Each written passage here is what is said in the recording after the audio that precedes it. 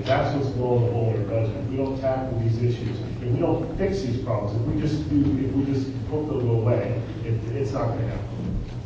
I believe the question was, how do we strengthen our defense and deal with the debt and those kind of things? Yeah, the answer is clear. We need to be strong on defense. We can't cut defense. We need to. That's what the Constitution says is that the job of the federal government is for our defense, first and foremost.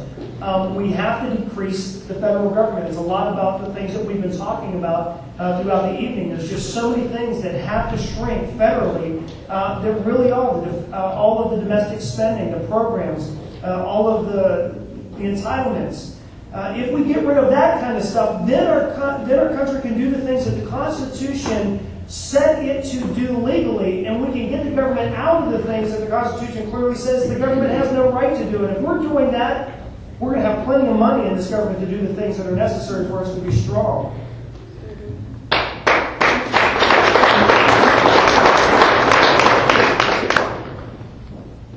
Jason Mahalik.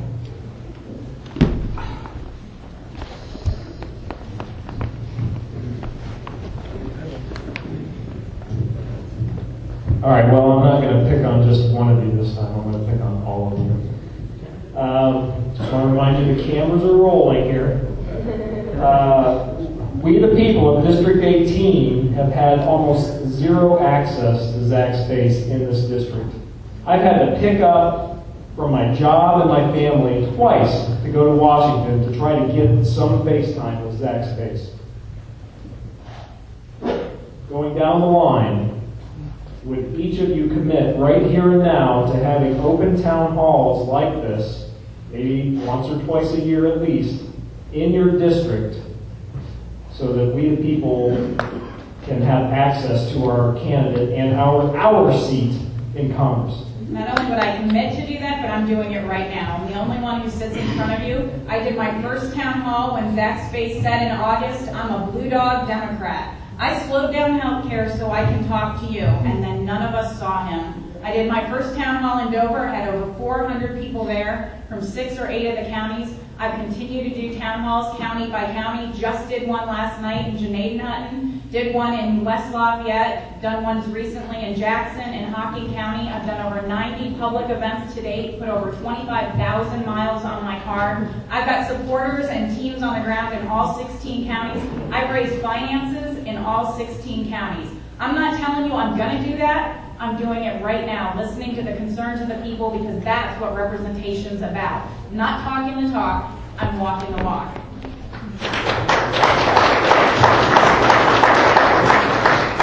Not only would I commit to make sure that we're doing town hall meetings and coming back here periodically, my plan is to not live on the weekend in Washington, D.C. I would come home, I would make that a priority to be back in this district most weekends of every month, of every year, to be back here with the people that really I'm supposed to be representing what is important to them.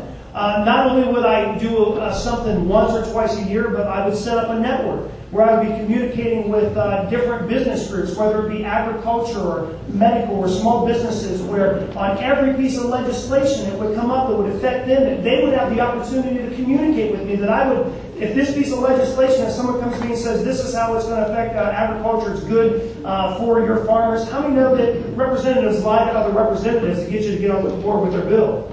So what I would do is I would put that out to all the people that are in the network from every county in this district and say, talk to me. You're doing this. How would this affect you? And so not only would I just hold a meeting once or twice a year during election time, but I would ask them throughout the year, help me with this bill, give me wisdom so I can make the best decision.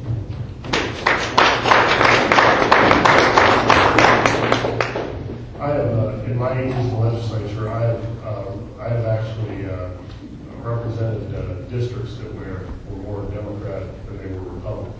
The only way you do that and stay in office is with outstanding constituent service. You have to be accessible. You have to be. Your constituents have to know how to get a hold of you, and you have to be responsive, or you are not going to stay elected in a district that is not favorable to your party.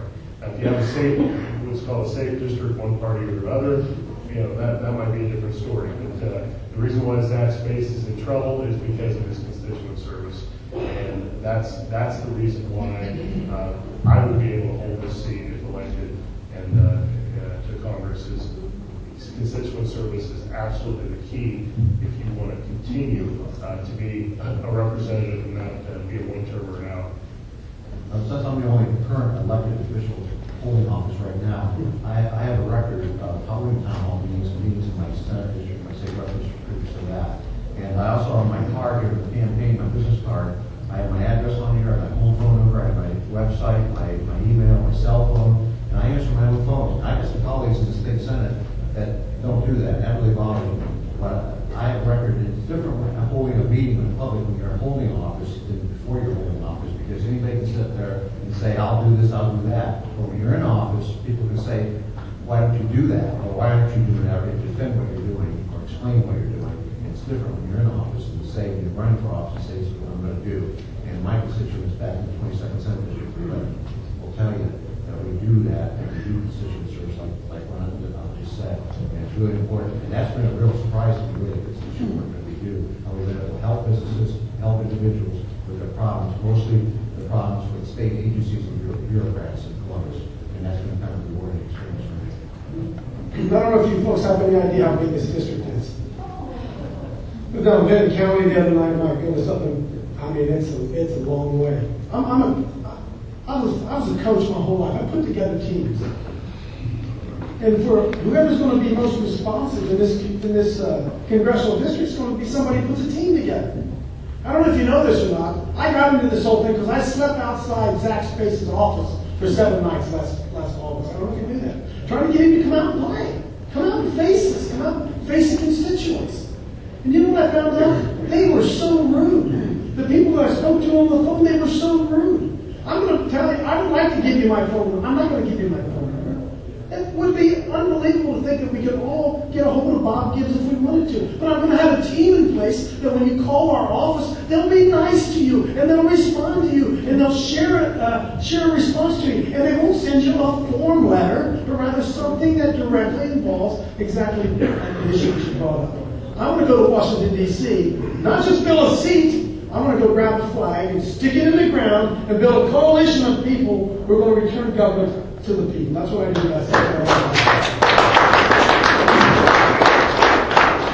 Did a good job about that. I put emphasis on communication. The High Cattleman, we started High Cattleman Magazine. We did newsletters, Department of Agriculture. We had outreach programs. For 16 years, I sat in cabinet meetings with governors and the full cabinet. And I was convinced that a lot of the other cabinet members thought the sun rised and set at the east and west edges of Franklin County. I'm a rural person. I love the district that we have here. I love traveling and meeting with the people. I might need a little help on some of the social networking programs. I like face-to-face meetings, not just with my supporters, but with people that may dissent with us. I've told you where I stand. It's more important for me to be true to those issues than it is to be a long-term congressman. I may be a one-term congressman, but if that happens to be the case, I can come back and I can look you in the eye and myself in the mirror and say that I did what I said I was going to do.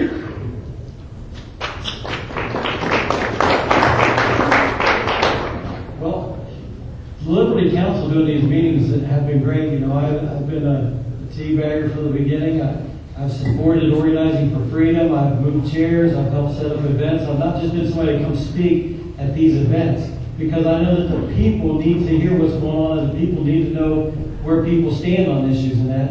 And I plan on continuing being a member of the Liberty Council. I continue to push Liberty Council farther. We sit out on the street the other day gathering signatures so that we could work at putting an amendment to this to make the health care unconstitutional in Ohio. And here in a few months, I'm going to be probably going door to door, stand in places, gather signatures, and put it on the ballot. Because we're going to have to gather 500,000 signatures.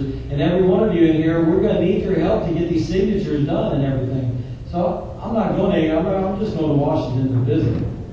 I'm still here with the Liberty Council. This is who I am. This is where I'm going to be.